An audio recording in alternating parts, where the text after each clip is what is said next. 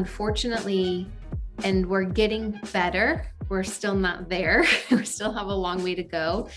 90% of the time you say, I'm a witch, and people immediately make this assumption, oh my God, you worship Satan, you practice sort of these evil practices, and you're hexing people, and you're sacrificing animals and children. And like, it's like, oh my gosh, no.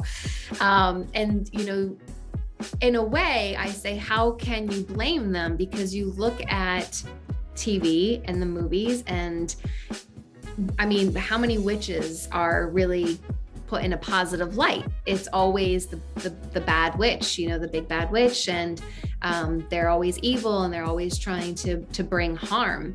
And so one thing that I always like to say is, again, it's stopping and pausing and really looking at what's beyond what's in front of you. So it's really easy to make an assumption about, you know, the Wicked Witch of the West. We don't know her story, right? How did she go into that extreme? Because as human beings, we all fall into the extreme category.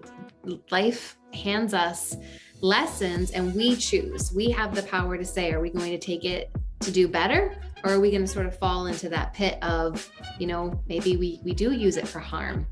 But it's so important to remember, when you are practicing the craft, and especially when you get into casting and spell work, it's the rules of 3. So whatever you're putting out, you better be prepared that it's coming back to you 3 times. So you better be putting some good karma out there. People understanding it's not what you see in movies. It's not what you see on TV.